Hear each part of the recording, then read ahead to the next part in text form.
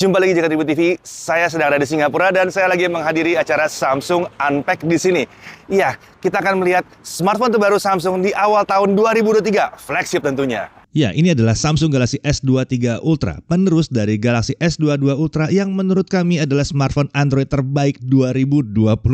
Iya, banyak sekali keunggulan yang diusung si S22 Ultra. Ini akan membuat S23 Ultra punya beban berat tentunya ya. Tapi harusnya Samsung sudah nyiapin banyak hal untuk bisa membuat S23 Ultra ini tampil menarik. Nah, di video kali ini kita akan menunjukkan apa saja peningkatan perbedaan dan apa saja yang unik yang dihadirkan Samsung di smartphone baru ini kalau dibandingkan dengan pendahulunya. Hey, ini bukan review ya. Ini baru previewnya saja. Oke, mari kita mulai preview Samsung Galaxy S23 Ultra. Oke, secara umum yang membedakan antara S22 Ultra dan S23 Ultra adalah yang pertama kamera utamanya, lalu kamera selfie yang sudah pakai 2PD autofocus, lalu SoC chipset atau prosesor baru yang jauh lebih kencang, kemudian desain layar dan bezel yang lebih flat, warna baru tentu ada, lebih eco-friendly dan ada fitur-fitur baru pada softwarenya. Ya, ini dia kalau dibandingkan antara S22 Ultra dan S23 Ultra. Kalau dari desain, S23 Ultra ini sangat mirip dengan S22 Ultra. Perbedaan besarnya ada di sisi layar dan bezel. Layar S23 Ultra ini lebih flat, jadi sisi melengkungnya itu nggak banyak. Ini sangat berguna untuk pengguna S Pen. S Pen, iya, ingat kan kalau dari Galaxy S22 Ultra yang lalu, S Pen 2,8 ms ini sudah disimpan di dalam body. Ini membuatnya menjadi pengganti Samsung Galaxy Note yang udah nggak dilanjutin lagi. Nah, sekarang di S23 Ultra tentunya ada lagi S Pen-nya. Nah, kalau kita bicara soal dimensinya, bisa dikatakan ini sangat mirip juga ya. Tingginya hanya beda 0,1 mm saja, sementara lebarnya hanya beda 0,2 mm. Tebalnya masih sama dengan Galaxy S22 Ultra di 8,9 mm. Sementara untuk bobot ada di 234 gram, sedikit lebih berat dibandingkan Galaxy S22 Ultra yang 228 gram. Galaxy S23 Ultra ini dilengkapi dengan sertifikasi IP68. Jadi debu dan pasir tidak bisa masuk ke bagian dalam smartphone. Dan dia juga bisa bertahan di dalam air sampai dengan kedalaman 1,5 meter selama 30 menit. Untuk spesifikasi layar, Samsung masih menggunakan Dynamic AMOLED 2X display dengan kecerahan maksimum di 1750 nits. Ukurannya juga sama dengan Galaxy S22 Ultra yaitu 6,8 inci. Dan resolusinya juga sama di QHD+. Refresh rate-nya juga super smooth 120 Hz. Refresh rate ini adaptif ya, 1 Hz sampai 120 Hz. Desain layarnya juga menggunakan Infinity O yang berarti ada punch hole untuk kamera selfie di area tengah atas layar. Nah, layar ini sudah pakai Gorilla Glass Victus 2, versi terbaru yang disebut lebih tangguh dibandingkan Victus Plus yang ada di S22 Ultra. Nah, sekarang mari kita lihat dari kameranya. Konfigurasinya itu quad kamera dengan wide kamera, ultra wide kamera, telefoto kamera dengan 3 kali optical zoom dan telefoto 10 kali optical zoom. Di sini yang berbeda adalah sensor kamera utama atau wide kameranya. S22 Ultra pakai 108 megapiksel, S23 Ultra pakai sensor baru ya, yang versi HP2 nih yang 200 megapiksel. Secara umum sensor ini akan menghasilkan foto 12,5 megapiksel tapi dengan 16 piksel sensor untuk setiap piksel hasil gambarnya.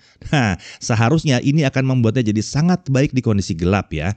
Kamera yang satu ini memiliki OIS atau Optical Image Stabilizer yang sekarang lebih responsif. Kalau dulu tuh dia hanya bisa bergerak 1,5 derajat, sekarang bisa 3 derajat. Ini harusnya membuat hasil foto dan videonya itu jadi lebih stabil nih ya. Terutama untuk foto ini harusnya lebih mantap karena banyak foto yang bisa di-stack untuk menghasilkan gambar yang lebih baik di sini. Sementara untuk video harusnya ini akan membantu EIS, jadi jitternya nggak terlalu besar sekarang ya. Nah, sementara untuk kamera-kamera lainnya di sistem kamera utama itu sensornya masih sama. Jadi secara keseluruhan jajaran kamera utama Galaxy S23 Ultra itu adalah 200 megapiksel wide camera, 12 megapiksel ultra wide camera autofocus. Yang ini autofocus ya. Lalu 10 megapiksel telefoto kamera 3 kali optical zoom, ini pakai OIS juga. Lalu 10 megapiksel telefoto kamera 10 kali optical zoom yang tentunya pakai OIS juga ya. Nah, kemampuan perekaman videonya tentunya bisa 1080p 60, 4K 60 bisa, sementara untuk 8K di sini sekarang bisa sampai 30 fps. Yang dulu kan cuma sampai 24 fps. Dan yang menariknya 8K 30 fps-nya ini lebih lebar ketimbang yang dulu di S22 Ultra 8K 24 fps. Ini sangat menarik sekali karena itu berarti tidak kebanyakan cropping untuk mendapatkan 8K. Oke, lanjut. Bagaimana dengan kamera selfie? Nah, kalau Galaxy S22 Ultra pakai kamera 40 megapiksel, di S23 Ultra ini kamera selfie-nya 12 megapiksel. Apa ini berarti kualitas foto dan videonya akan turun? Sepertinya harusnya enggak nih ya. Kamera selfie baru ini otomatis memiliki sensor dengan kerapatan piksel yang lebih rendah. Ini cocok untuk sensor yang kecil seperti ini, agar noise bisa berkurang dan kesigapannya juga meningkat. Selain itu, sensor ini juga sudah pakai 2 PDAF untuk autofocus yang lebih baik. Oke, bagaimana kalau kita langsung aja cek kira-kira kemampuan kamera si Galaxy S23 Ultra seperti apa? Singkat aja ya, mari kita lihat. Oke, jadi saya lagi nyobain kamera selfie-nya si Samsung Galaxy S23 Ultra nih. Walaupun katanya dia downgrade dari 40 megapiksel ke 12 megapiksel, tapi kalau saya lihat sih hasil kameranya itu tetap luar biasa sih. Buat saya sih resolusi itu bukan segalanya. Selama hasilnya luar biasa bagus, saya sih nggak bakal komplain. Dan yang lagi kalian lihatnya adalah video selfie di resolusi Full HD 30. Dan menariknya lagi adalah dia sudah pakai dual PD autofocus. Nah, kamera selfie autofocus di flagship pun masih cukup jarang ya dia bisa seperti ini. Dan untuk melihat perbedaannya seperti apa nih, teman-teman bisa lihat. Kalau saya kasih tangan seperti ini di kamera selfie-nya, dia akan fokus ke objek yang dekat kameranya. Dan blurnya berasa banget ya. Misalnya kita lagi vlogging, habis itu pengen nunjukin benda ke kamera, pakai kamera selfie ini bisa. Kalau fix fokus dia nggak bakal bisa kayak begini. Dan kalau dibandingkan dengan generasi-generasi sebelumnya, saya ngerasa sih ini blurnya lebih terasa ya. Dan autofokusnya juga cepet.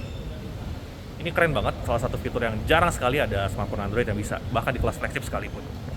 Satu hal yang saya suka juga dari smartphone ini adalah walaupun di mode 60 fps, fitur auto HDR-nya itu tetap berlaku untuk videonya ya. Jadi misalnya belakang saya ini kan kalau misalnya terang seperti ini biasanya dia backlight ya.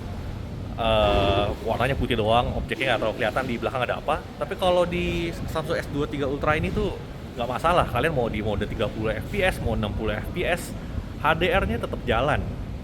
Ini yang luar biasa sih. Masih jarang ada yang bisa kayak begini. Kalau ngomongin stabilizer ya flagship harusnya udah bisa stabil di semua resolusi lah ya. Termasuk di Samsung Galaxy S23 Ultra ini. Mau kalian setel di Full HD 30, Full HD 60, 4K 60, bahkan 8K, itu videonya semua stabil. Oke, lalu ini saya lagi nyobain kamera utamanya si Samsung Galaxy S23 Ultra.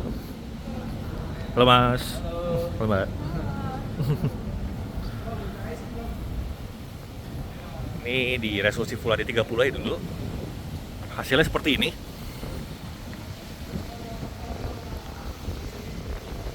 Dan kita bisa pindah-pindah kamera langsung saat lagi merekam. Ini kamera ultra wide-nya. Ini kamera satu kali lagi, kamera utamanya. Ini 3x untuk telefoto yang lebih dekat. Untuk telefoto paling jauh yang 10x ini seperti ini. Hal yang cukup terasa bedanya dari kameranya S23 Ultra ini, saya cobain tuh ada di transisi kameranya ya. Di S22 Ultra sebetulnya udah smooth banget sih, bahkan di Android itu udah paling smooth. Tapi di S23 Ultra ini, ketika kita pindah-pindah kamera, itu lebih smooth lagi loh. Tuh. Ini di Full HD 30 fps ya. Nice. Dan menariknya kalau kita pindah ke Full HD 60, dia juga bisa lebih smooth lagi karena 60 fps kan.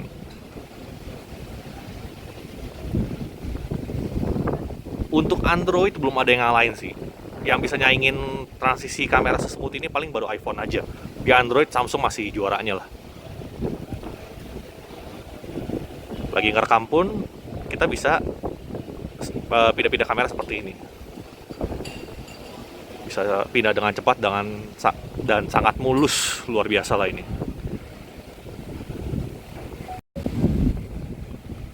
Untuk 4K 30 juga bisa. Misalnya kita ini rekam 4K 30 ya, bisa pindah ke semua kamera.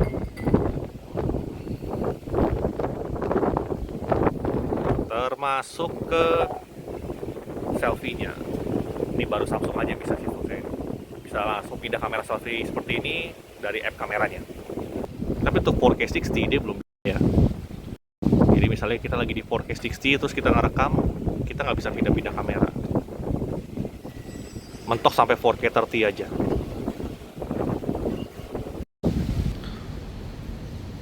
Oke, kalau yang ini saya lagi nyobain kamera utamanya Samsung Galaxy S23 Ultra dengan resolusi 8K 30 fps.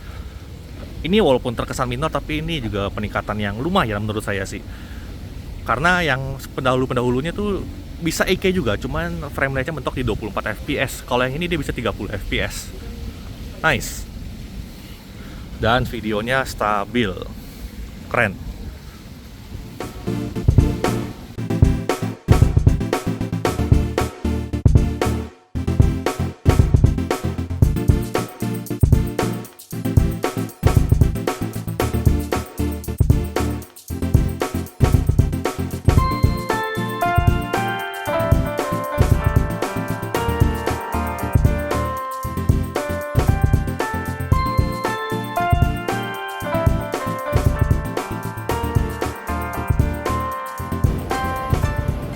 Oke, menarik ini kalau dia punya fitur yang namanya object eraser, tapi dia bisa buat pantulan kaca, misalnya seperti ini.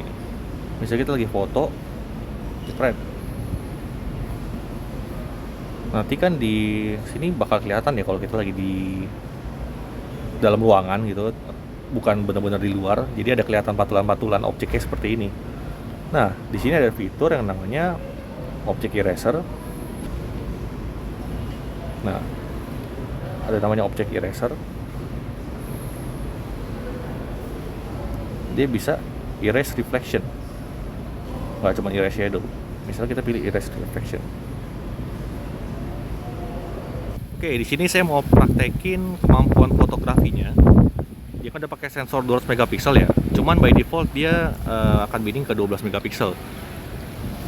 Untuk mendapatkan foto dengan full resolusi 200 megapiksel ada di menu ini ya.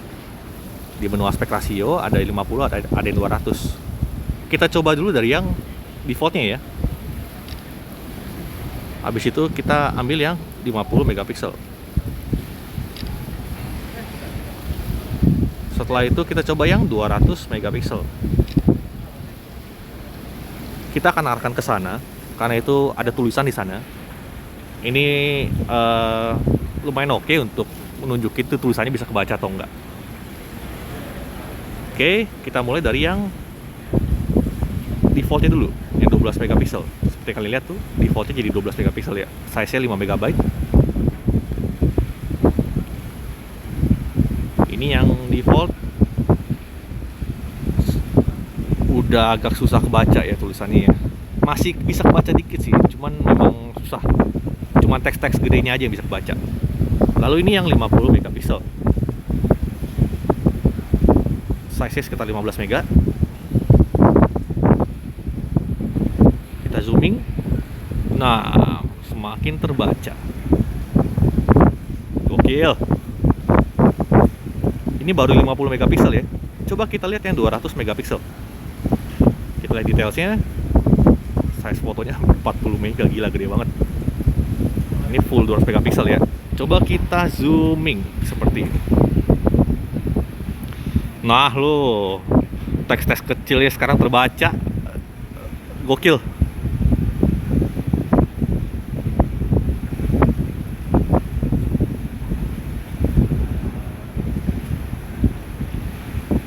Wow.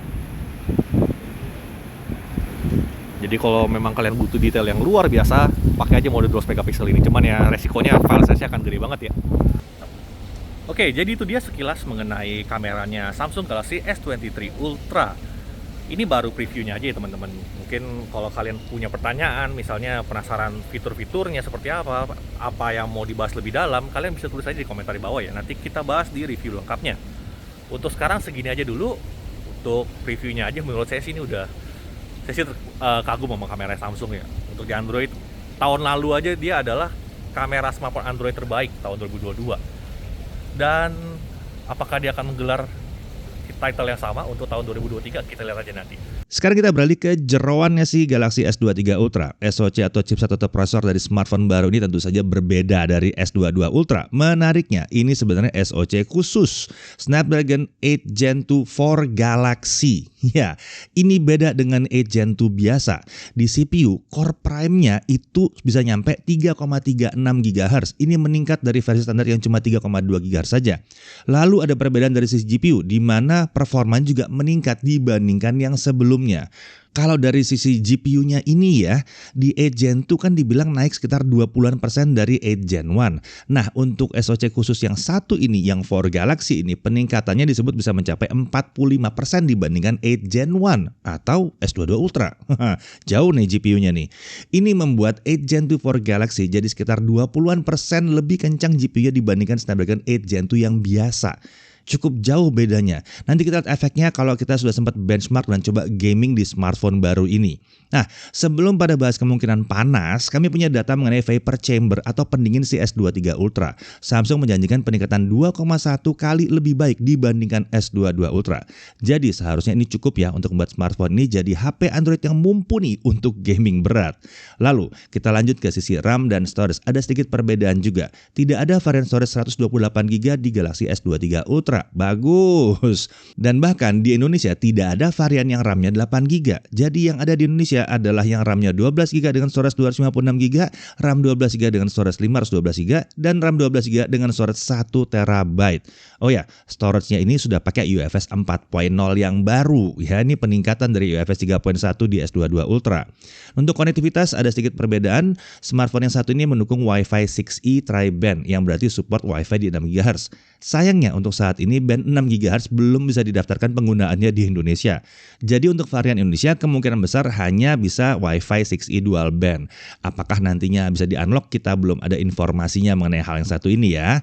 Oke, kita lanjut. Untuk Bluetooth, smartphone ini juga sudah mendukung Bluetooth 5.3. Lalu ada NFC dan ada ultra wideband atau UWB di sini. 5G gimana? Pasti ada. Support semua band di Indonesia dan bahkan mau dibawa keluar Indonesia pun pasti support karena bandnya lengkap. Smartphone baru ini menggunakan tray untuk 2 nano SIM tanpa micro SD seperti biasanya. eSIM gimana? Tentunya ada juga didukung di sini penggunaan eSIM. Nah, pembeda lain ada di versi One UI yang diusung saat rilis. Galaxy S23 Ultra ini langsung pakai One UI 5.1 dengan Android 13. Fitur khas One UI untuk smartphone kelas atas juga tersedia di sini seperti Samsung Knox, Samsung DeX, Wireless DeX, dan lain-lain.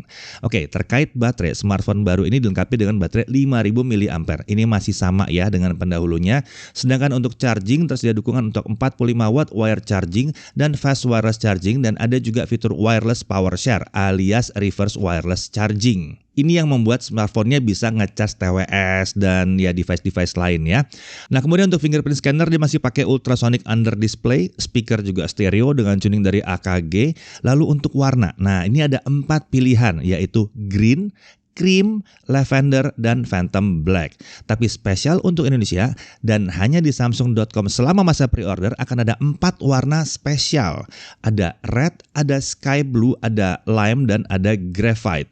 Oh ya, nyaris kelupaan. Pasti banyak yang nanya, chargernya gimana? Nah, di sini sama seperti pendahulunya, charger tidak tersedia dalam paket penjualan. Tapi nanti cek ya, di akhir ya cek ya. Kita lanjut dulu ke harganya. Bagaimana dengan harganya si S23 Ultra ini? Untuk versi 12256 harganya adalah 19.999.000.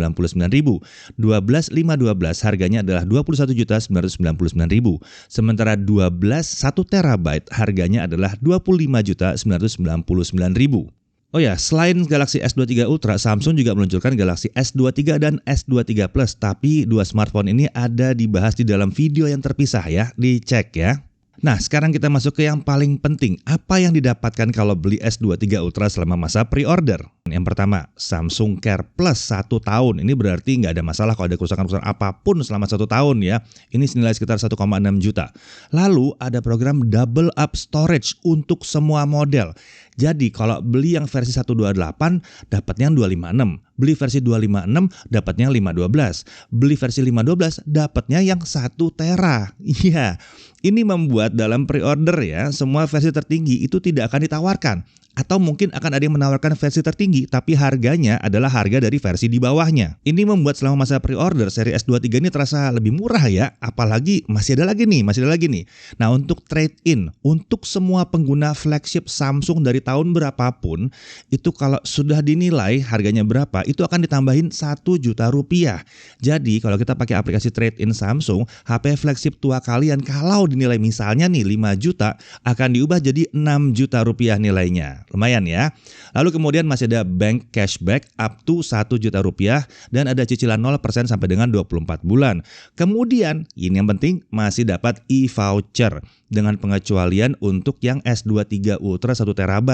Ini nggak dapat e-voucher ya, karena ya kan kita kayak beli versi 512 dapat 1 TB, itu selisih harganya udah jauh banget. Untuk S23 Ultra yang lain akan dapat e-voucher 1,5 juta, lalu untuk S23 dan S23 Plus akan dapat e-voucher 1 juta. Nah, e-voucher ini bisa digunakan untuk beli charger, casing, dan aksesoris dan yang lain-lain. Bisa dipakai buat beli itu. Jadi, sebenarnya nggak terlalu masalah kalau dalam paket penjualannya nggak ada chargernya ya. Kita tetap bisa beli charger pakai e-voucher ini. Masa pre-order ini berlaku dari 2 Februari jam 1.00 WIB sampai dengan tanggal 23 Februari. Nah, ini perhatikan, ada 2 batch. Kalau kalian pre-order dari tanggal 2 sampai 9 Februari, itu akan dikirim mulai tanggal 15 Februari loh barangnya. Lalu kalau kalian pre-order antara tanggal 10 sampai 23 Februari, itu akan dikirim tanggal 24 Februari. Nah, bagaimana? Mantep nggak tuh si S23 Ultra? Menurut kalian sendiri, apa yang menarik di Samsung Galaxy S23 Ultra ini? Apakah kameranya, atau performanya, atau apa? Coba tulis di dalam kolom komentar ya. Nah, setelah ini kita akan tayangkan juga yang Samsung Galaxy S23 dan S23 Plus. Jadi jangan sampai kelewatan, oke? Tentunya untuk review-review lengkap kita akan buat juga nanti. Jadi jangan lupa biar nggak kelewatan di klik subscribe-nya, oke? Sampai sini dulu, sampai jumpa lagi. Saya Deddy Irfan, Jagat Review TV.